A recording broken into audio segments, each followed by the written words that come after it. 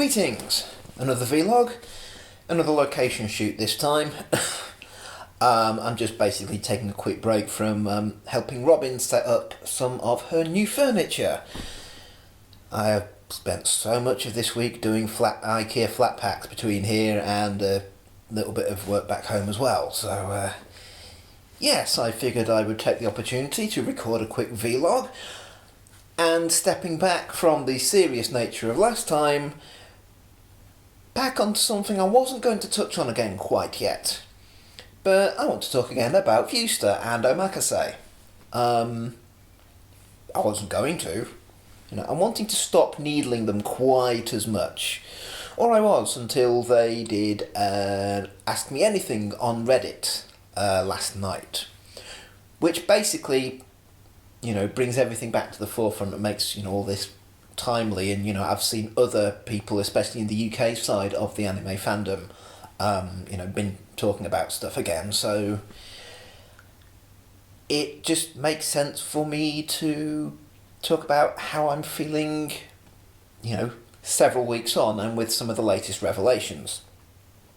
Because registration for their first box is now pretty much closed, and early previews of the Kill the Kill themed box are now starting to arrive in places.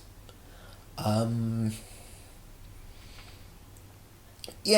by what they said in the AMA yesterday, they really do seem to be completely focusing on it as an entire experience. Omakase is the experience. It's not just a merch box. It's not just a streaming service. It is a combined service that has both, and the upcoming stuff like digital music, fan created comics and stuff like that. So they're not trying to just be another streaming service, which is fair enough. The problem is, as I've said before, especially here in the UK, and I'm guessing in other parts of Europe as well, all we really want is just another streaming service. Especially when it comes to anime streaming, Crunchyroll is still king. No, they're not perfect. They've still got a way to go as well, but at the moment they have the most feature-complete package, and they have apps on the largest number of platforms for a streaming platform here in the UK. Well, an anime-specific one anyway.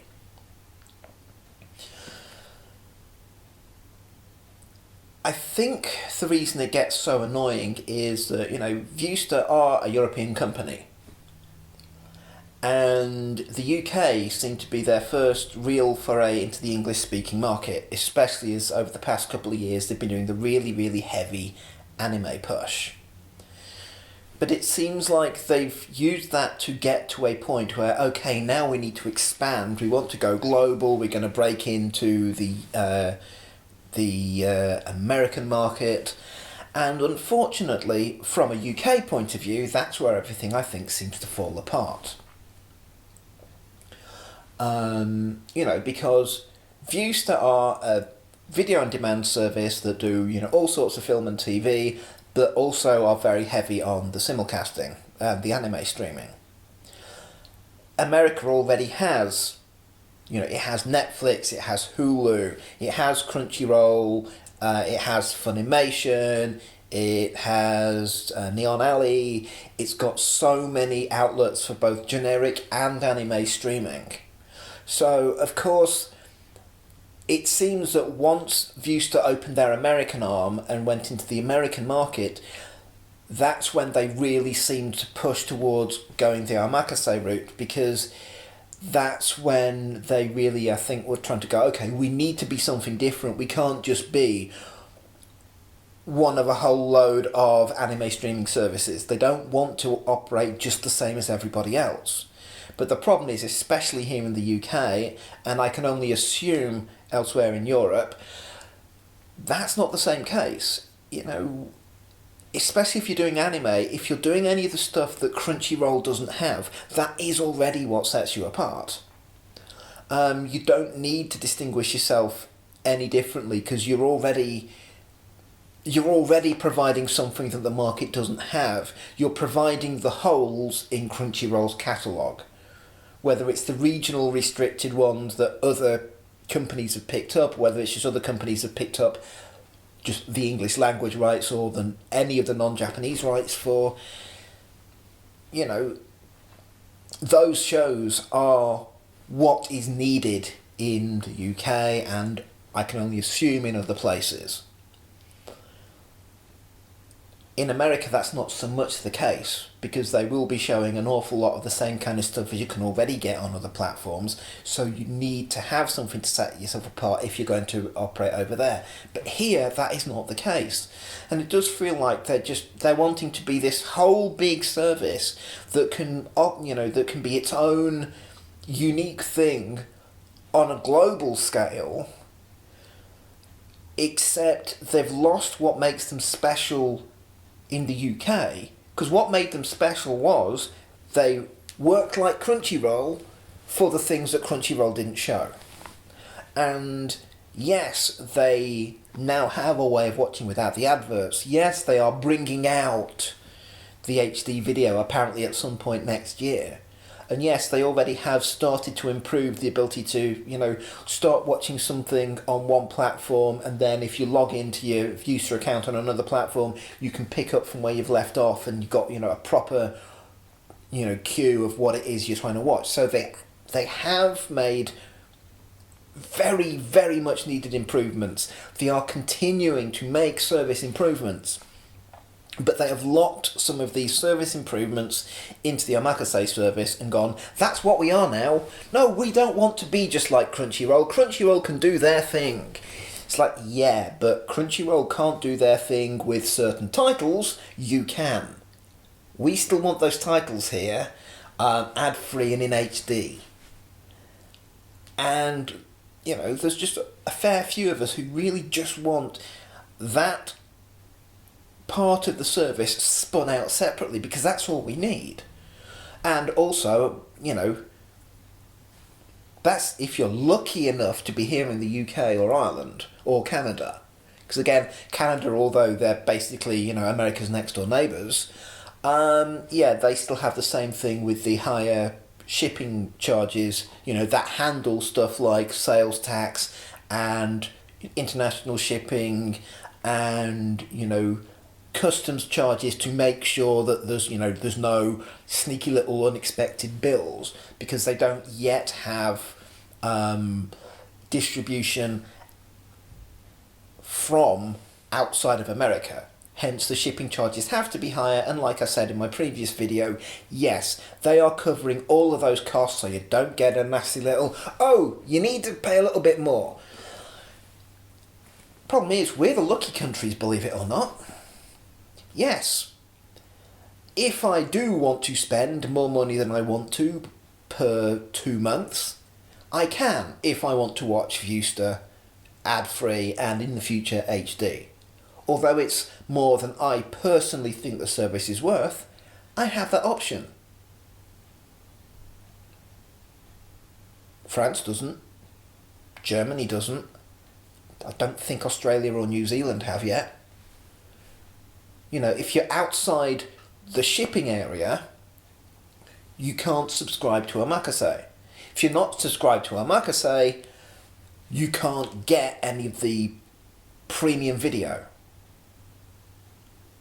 So not only are you paying more than you want for stuff that you don't want if you're in America or Canada or the UK or Ireland, but you don't even have that option if you're outside of that area at the moment. And again, that just sucks if it's the only way to watch certain shows and you're being forced to watch it ad-supported because you're not in a position to subscribe to the extra bit that they want to do. The other thing is, I've seen one or two people who, they literally, I think, would like to be able to just buy the boxes, as and when, as their own thing. especially I've noticed if people are going, oh, I know someone who'd like that, and they'd like to just be able to get a box as a gift. They don't they're not necessarily saying that the person who they think needs the box wants the entire subscription, but they know someone who'd really appreciate what's in that 2 months box. So, in a way, it just seems like they've got a nice video streaming system and a nice gift box system, and they've forced those things together regardless of whether or not that's an ideal fit for everybody. And they really just seem to think that this is what they want to be. They want to be a unique entity, except people don't want them to be different. It's... As soon as you're dealing with exclusive content, you don't need to be significantly different from your competition, and sometimes the fans will not want you to be extremely different from the competition. I like to watch videos. The closer I can get to have everything all in one place, or at least have all the apps on one box, would be nice.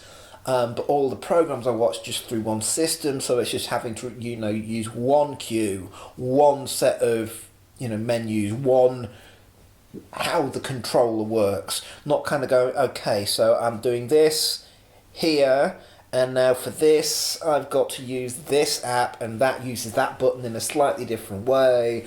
Oh, but you can't get this on the Apple TV, so I'm now going to fire up my PS3 for this, and then I've got to use this, but then that doesn't do the same as the Blu-rays do on the PS3 or the PS4, and it's like, it's a mess. It's a complete mess. And the more you can get everything through one service, the better. And if you've got to use multiple apps, it's nice if you can go, well, I want, for me, especially with anime, for me, okay, £5 a month, HD, no ads, decent queue that remembers where in an episode and where in a series I am. That's actually it. There isn't actually anything else I want from a service. Apart from decent catalogue. Crunchyroll has lots of stuff, both current and, archive. Viewster has, they get a fair few of the shows that Crunchyroll don't get. And they, not just the simulcast, they've actually got a really interesting back catalogue that I really want to watch in HD without ads. I'm already paying about £5 a month for Crunchyroll. I would gladly pay the same for Viewster, although it feels like I'm having to pay the same twice to do different services. I don't mind if the services have decent feature parity, and I'm not like having to subscribe to one service for each of like a dozen different shows. But as soon as you're getting stuff where, okay, this is tied into this whether you want it or not, that is going to continue, I think, to frustrate people in the UK. It's going to continue to frustrate anybody outside of even the current catchment areas like the UK. Like I said, it doesn't offer what I want, but I at least get to decide whether or not it's worth it. I don't think it's worth it, but if I did, I could. Someone in France, they ain't even got that choice. But if Viewster's the only place that's got a particular item on the video catalogue, it's like, well, you can watch it adverts, and that's it. You're screwed otherwise. And yeah, I'm going on about this again. But yes, the people on, various of the anime forums that I'm on have been going on about this again, because it's a problem that isn't going to go away whilst you have this geographic split of who gets what show each season. Unless everything's on Crunchyroll and everything's on Viewster, then you don't need this weird kind of segregation. Because, okay, yes, if both services had exactly the same catalogues, then fine. You can have Crunchyroll for, I just mainly want video. I don't give a damn about anything else. And anybody who wants, who wants more than that and more value for money, fine. Then you can subscribe to Omakase on Viewster and get largely the same catalogue, but you're also getting, cool merchandise, which, having looked at, some of the unboxings, some of it is actually decent stuff and actually has practical applications, stuff like bath towels, scarves, manga to read, it's not just a tacky model of something, but it's still going to be a personal decision for different people on whether or not it's worth it. I think that the stuff's good quality, it's just not stuff I want, need or have space for or the money for. But another subscription at a similar price to Crunchyroll, so I can basically, double my monthly expenditure, but basically double the library of stuff I've got available to me. Hell yeah! That's worth my while. Easily. Would I rather everything was just on the one service? Yes. But would I pay for 2 services to get a larger library? Yes. Yes, I would. And the more anime I'm watching, the more anime I watch in general.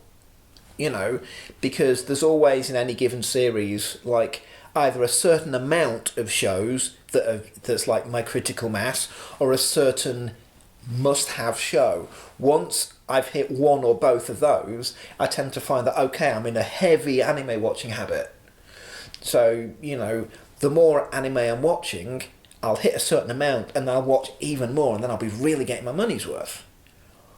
And when stuff's split across multiple services and only one of which is worth my money, it's like, at the moment, I'm not exactly getting my money's worth out of Crunchyroll, because I can't watch as much anime as I want to, because not everything's available on it. I mean, I could fill in the gaps with fan subs, but I prefer not to. I'd rather watch stuff legally, but in good quality, and without having to bundle in physical crap that I just don't need. But, from the Ask Me Anything yesterday, Viewster are clearly kind of going, no, we are wanting to be this. They don't want to just be an anime streaming service. So, that will continue to be a little bit of a worry whilst they are the only outlet for certain shows in certain regions. And I do genuinely hope, therefore, going forward, that, when Anime Limited pick up, the next season's worth of whatever shows they're going to deal with, ultimately, physically, that they send the digital rights to Crunchyroll.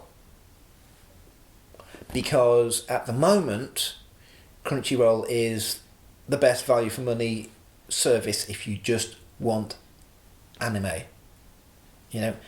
Animax apparently is getting better, but they still aren't feature complete. Viewster are nearly feature complete, but they're trying to do this merchandise box crap. Daisuke have a very small library and they are completely ad supported, and they don't seem to have a decent queue system. At the moment, it's Crunchyroll. Because Viewster don't want to be that. Even though it's a system that works, and Viewster have the gap in the catalogue, they don't want to do things the same way. And competition is good, and differentiating yourself from the opposition is good, but divide and conquer isn't.